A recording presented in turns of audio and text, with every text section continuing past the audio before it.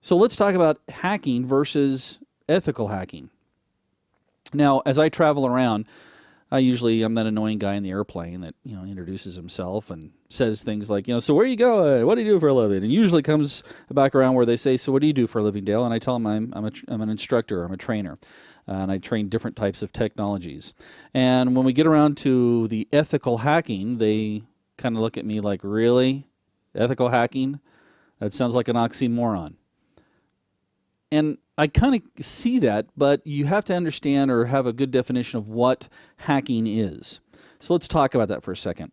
Hacking, as defined, is basically taking an object. It could be a computer, it can be an operating system, it can be hardware, it can be a person. We call that social engineering, which we'll talk about in another module. But we take those objects and we are able to make them do something that they weren't necessarily designed to do. So to kind of give you an example, back in the day I had an Xbox and had a lot of games, and I got really tired of having to deal with different CDs all the time. So I went, and this was a pretty in-depth hack, I had to actually purchase this special chip and I had to solder it into my Xbox. And then I had to download some software. And what it did for me is it allowed me to put in a bigger size hard drive. I think I put like a 500 gig in. And then I was able to rip my game CDs and store them on the hard drive and actually play them from the hard drive. It actually launched a different OS than the Xbox OS. And I still kind of do the same thing today. Whenever I buy an Android phone or any type of Android tablet, I'm a big Android guy, the first thing I do is I go through and root it, so that I can actually use the hardware to my advantage.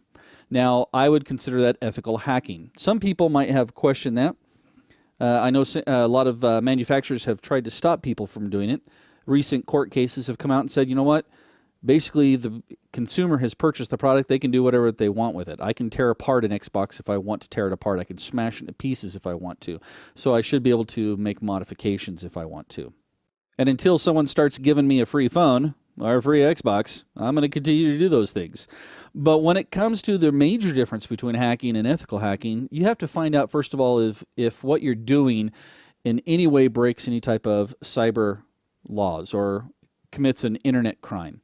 There are tons of laws out there, not just in the United States, but worldwide. Each country has its own cyber laws. The concept here, or the thing you got to be tricky about, or that's tricky about this concept, is that many times when you do a hack or when a hacker attacks you, he's actually in violation of 2 counts of that law. And the reason behind that is because, first of all, you can use a computer in the commencement of a crime, and then if you're attacking a computer, that target, getting into the information or getting into that machine without permission is also a separate crime. So there's a double whammy there for the user if they get caught.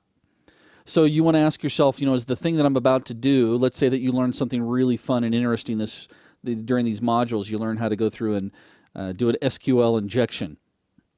Well, if you try to do that SQL injection against somebody's network that you don't have permission to, you're going to be in trouble. So that would be hacking. Ethical hacking, I'm going to use these same skill sets and try to do an SQL injection attack against my SQL server and see if that works or doesn't work. Or maybe I hire somebody to come in to do a pen test or a penetration test, which is just going through and pretending like they're a hacker trying to get in. I've given them permission, therefore I'm ethical at that point. We also have to be concerned about intellectual property. If your goal is to take intellectual property or modify intellectual property, again, you're going to be in trouble. This is the big thing that we're trying to protect nowadays. And so a lot of ethical hackers are going to go through and see what information is exposed. And believe it or not, information gets exposed. I don't care what you have out there deployed, something can be exposed. So if you were to take a look at ethical hacking, it's basically the process of going through and testing and checking a network infrastructure for any type of possible loopholes or vulnerabilities. And we'll talk about vulnerabilities here in just a second.